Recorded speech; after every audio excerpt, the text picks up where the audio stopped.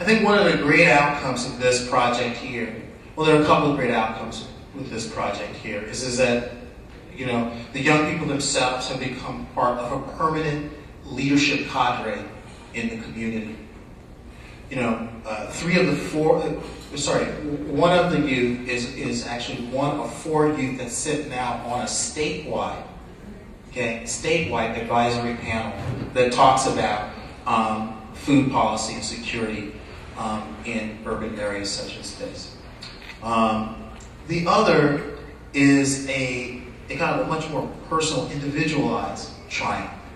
There was a woman who was involved in this project, Selma, who, after having gone through this program, and still, in some ways, is still undergoing this program, actually took over her mom's kitchen. Now, you know that's a tough thing to jump in there and just say, like, yo, Mom, I'm taking over the kitchen. But she took over the kitchen and started sort of like poaching chicken as opposed to frying chicken for the tamales. And her mom, over a period of time, lost 60 pounds. And this was a story that was reported in the Los Angeles Times. Okay? Since that story has appeared in the Los Angeles Times, she has also, through the use of sort of media and, you know, community engagement strategies that she learned through this project, has been able to take that out to her community at large. And so now she's working with all the moms into community to think about ways of taking traditional recipes and converting them into those that are more helpful. So, a great project. Do folks have any questions out there? I can just stop and do that. Yes? This group here is a high school age group, and it really focuses on, I would say, juniors and seniors, engaging in this kind of learning environment. All right. So the next project I wanted to bring to your attention was a project called Boss of Me. I don't know how many folks are familiar. I think there are a couple of groups here this week that are doing presentations of curriculum around teen dating violence. In the room? Not in the room? Boss of Me is a project that's been taken up by Youth Radio as one of its first pro-social messaging campaigns. What's nearly historical about this campaign is that it's a campaign that will be nearly 100% designed and implemented by young people. Everything from sort of like the conception of like what those messages are, to how they move out to audiences, whether it be on MySpace or Twitter or through YouTube videos, has been conceived by these young people. They are the marketing team for this message.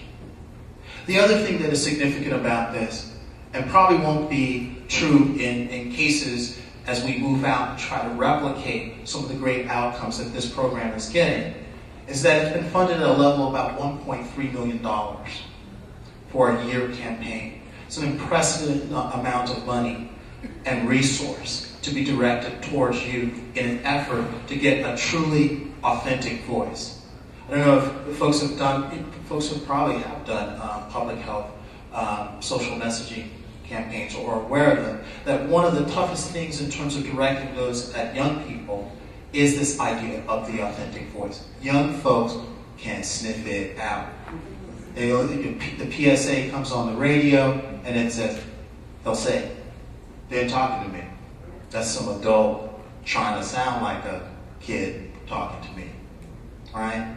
One of the things that we've found with this project is that the young people, as they go through a process of learning about the content and vetting sort of the concepts that they want to direct out there to the community in a very authentic way, that there is a sort of like a natural control over the corniness factor. So I wanted to play some sample PSAs. This project will actually go live in mid-August, and the young people have been working for about the last 6 to 7 months developing a whole slew of media assets that, as I said, will go out at a website, will go out as a text messaging, part of a text messaging service, that will go out as on-air ad buys that we'll do both in Northern and Southern California and in Spanish and in English.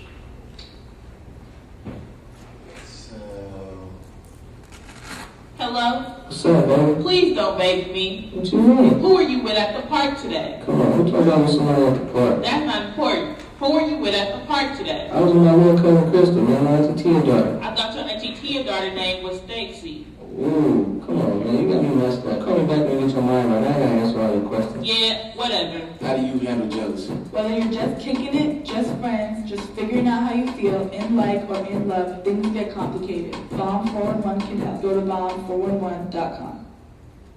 Hello? Hey, baby. Man, don't baby me. What's wrong with you? Man, you know what's wrong with me. Just check your MySpace. What about my MySpace? All these dudes comment to me on MySpace, hey, sexy this, you beautiful that. What's up with that? Babe, you know I love you, and it sounds like you don't even trust me. I feel like I can't trust you because you always out doing something I don't approve of. What? I don't know what you're talking about, babe. I'm always there for you. You never know what I'm talking about. It's always something. Okay, you know what? This is getting too much. I'm gonna call you back. Whatever. Can you trust your partner? Whether you're just kicking it, just friends, just figuring out how you feel, in like or in love, things get complicated. Bomb 411 can help. Go to bomb411.com.